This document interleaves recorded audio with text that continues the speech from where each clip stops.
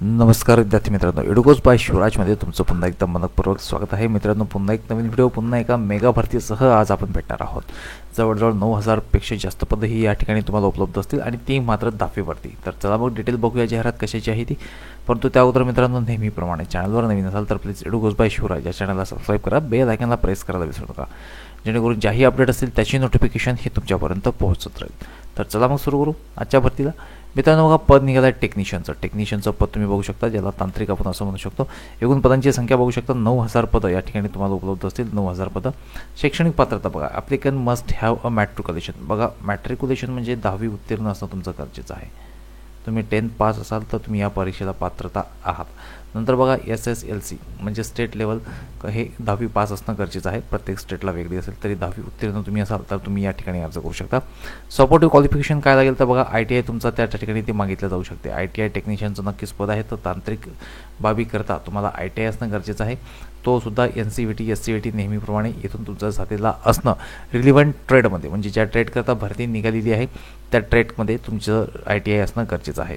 किंवा या ठिकाणी बघा, डिप्लोमासुद्धा विचारला जाऊ शकतो. डिप्लोमा इन इंजिनिअरिंग, ठीक आहे, डिप्लोमा इन इंजिनिअरिंग असेल तुमच्याकडे त्या खालील ट्रेडमधला तरीसुद्धा तुम्ही या पदाला अर्ज करायला पात्र ठरता या ठिकाणी या भरती करता. सोबतच तुमचं जर अप्रेंटिसशिप झालेलं असेल रिलिव्हंट ट्रेडमधलं तरीसुद्धा तुम्हाला त्या ठिकाणी ही संधी या भरतीमध्ये राहण्याची शक्यता आहे. आता वयोमर्यादा काय असेल? वयोमर्यादा बघा, 18 ते 33 हा वयोगट या ठिकाणी ठेवलेला आहे. 18 ते 33 आपण असं म्हणतोय की मागच्या वेळेस या ठिकाणी भरतीला 18 ते 28 असा वयोगट होता, परंतु आता जिकडे आंदोलन सुरू झालेली आहेत रेल्वे भरतीमध्ये वयोमर्यादा वाढवण्यासाठी, त्यामुळे अतिरिक्त 5 वर्ष हे तुम्हाला त्या ठिकाणी मिळण्याची शक्यता आहे. त्यामुळे 33 हा वयोगट 18 ते 33 या ठिकाणी आपण सिलेक्ट केलेला आहे. आता बघूया जाहिरात ज्याबद्दल आपण या बोलत आहोत. तर बघा, ही government of India ministry of railway recruitment board तुम्ही जाहिरात बघू शकता. याची ऑथेंटिक जाहिरात आलेली आहे. संपूर्ण डिटेल्स अजून आलेल्या नाही आहेत, परंतु टेंटेटिव्ह कॅलेंडर त्यांनी त्या ठिकाणी हे दिलेलं आहे. CN number 2/2014 recruitment of technicians tentative timeline म्हणजे अंदाजे टाईमलाईन त्यांनी त्या ठिकाणी दिलेलं आहे. टेंटेटिव्ह नंबर ऑफ वॅकन्सीज म्हणजे अंदाजी जागा तुम्ही बघू शकता 9000 पदं होणार आहे. Publication of notification in employment न्यूजमध्ये ही पब्लिकेशन आलेलं आहे फेब्रुवारी 2024 करता. ठीक आहे. सबमिशन ऑफ ऑनलाईन ॲप्लिकेशन कधी सबमिट करायचे तर बघा, मार्च-एप्रिल 2024 हा त्यांचा क्रायटेरिया असेल. मार्च किंवा एप्रिल या महिन्याच्या सुरुवात किंवा मध्यामध्ये तुम्हाला या ठिकाणी ऑनलाईन ॲप्लिकेशन्स करायचे आहेत. निवड कशी होणार आहे बघा, आता निवड बघा त्यांनी दिलेलं आहे की कॉम्प्युटर बेस्ड त्या ठिकाणी तुमची CBT होणार आहे. त्या टेस्ट कशा होणार आहे आपण बघणारच आहोत. त्या 2 टेस्ट तुमच्या असणार आहे आणि ती टेस्ट कधी होणार आहे बघा, ऑक्टोबर आणि डिसेंबर 2024 या 2 महिन्याच्या मध्ये तुमच्या ज्या CBT आहेत त्या कॉम्प्युटर बेस्ड टेस्ट असतील त्या तुमच्या त्या ठिकाणी होणार आहेत. पुन्हा short list for document verification will be released in February 2025.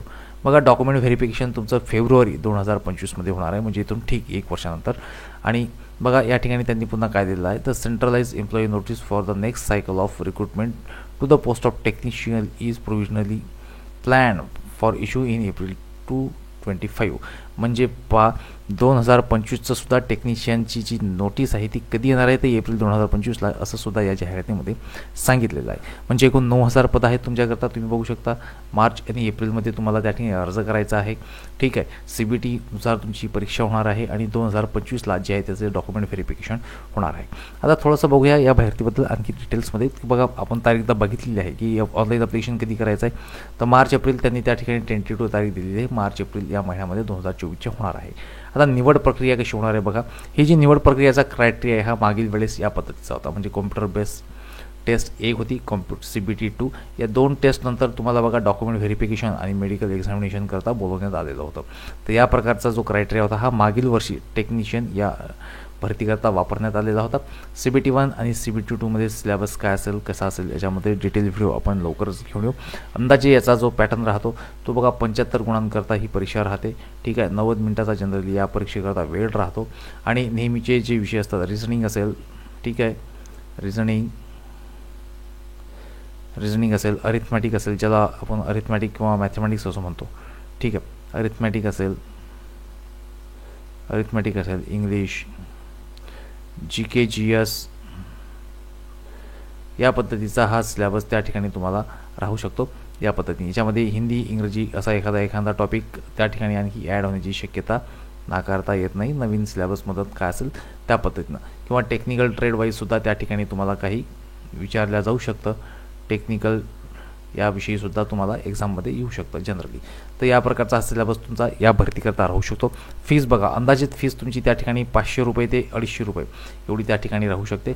500 रुपये कदाचित असेल अनरिझर्व, म्हणजे ज्याला आपण सामान्य कॅटेगरीचे उमेदवार म्हणतो यांच्यासाठी असेल, ठीक आहे. आणि 250 रुपये जे SC ST OBC SC ST आणि एक्स सर्व्हिसमन असतील त्यांच्याकरता 250 रुपये असेल, ठीक आहे. तर या पद्धतीचं फीस स्ट्रक्चर तुम्हाला या भरतीमध्ये राहू शकतं. आता वेबसाईट ज्या ठिकाणी तुम्हाला या भरतीबद्दल डिटेल माहिती घेऊ शकाल तर ती बघा https://indianrailways.gov.in या संकेतस्थळामार्फत तुम्हाला डिटेल जाहिरात ही जेव्हा येईल तेव्हा आपण पुन्हा एकदा या पद्धतीचा डिटेल व्हिडिओ नक्कीच प्रसारित करूया.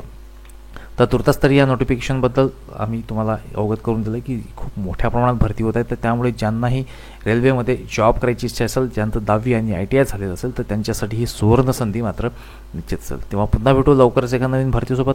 तोपर्यंत धन्यवाद.